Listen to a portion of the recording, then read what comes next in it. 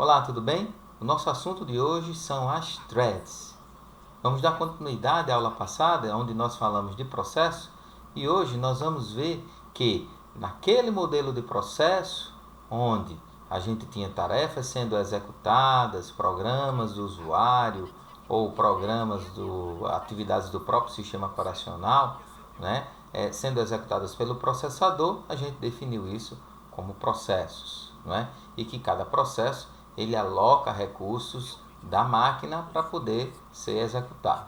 Então, nesse modelo de processo, nós temos as threads, né, que são utilizadas para agrupar também recursos. Né? Então, o que são essas threads? Imagine que a gente tem um espaço de endereço, né, de memória lá 0 até o máximo x, né, em uma única linha de execução. E essa linha de execução é chamada de thread. Então, um processo, na verdade, se ele tiver pelo menos uma thread, ou seja, é uma linha de execução de alguma atividade que o processo está realizando, né?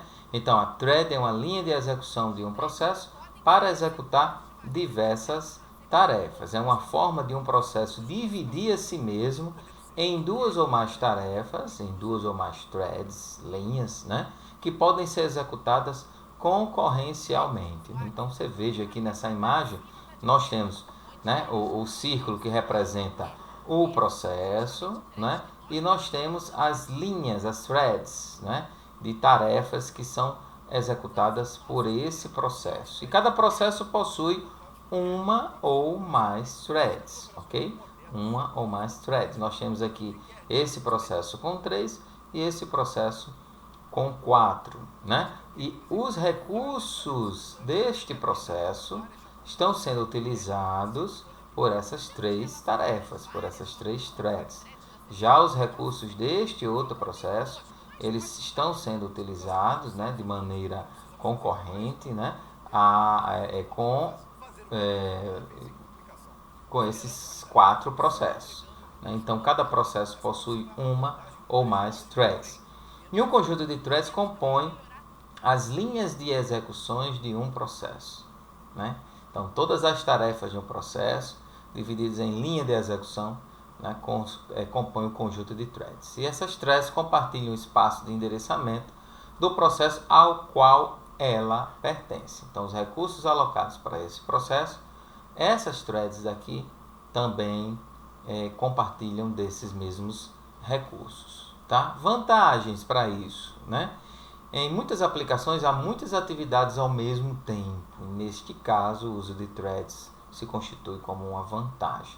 Então veja na imagem, atividade 1, atividade 2, atividade 3, atividade 4, que podem ser, né, decompostas, né, essas atividades decompostas em atividades paralelas. Né? E aí, algumas dessas tarefas precisam do compartilhamento do espaço de endereçamento, né, o espaço dos recursos e o endereçamento de memória, né, compartilhado nessas threads aí, utilizados por essas threads. E como outra vantagem é que a gente percebe, né, que as threads são mais rápidas de serem criadas e serem destruídas do que o processo em si. Então, trabalhar com threads se torna mais rápido, mais eficiente, né, do que trabalhar com mais de um processo, por exemplo. E aí a gente tem um paralelismo real das atividades e dos recursos. Né? Então vamos ver um exemplo bem prático disso. Imagine que estamos digitando um texto num editor de texto qualquer e aí a gente decide, né, formatar. Né? Então eu estou digitando, enquanto eu estou ali digitando, eu mudo a fonte, eu pulo uma linha, eu coloco um negrito, eu começo a formatar esse texto. Então a gente imagina, né, que esse processo, né, de criação desse texto, de digitação desse texto, possui várias linhas de atividades, né, várias threads, uma responsável pela parte de digitação, outra responsável pela mudança de fonte, outra pela colocação de algum recurso como negrito, pular linha, ou seja, o sistema operacional faz uso das threads para realizar as tarefas de digitar, pular linha, mudar fonte, dentro de um mesmo processo.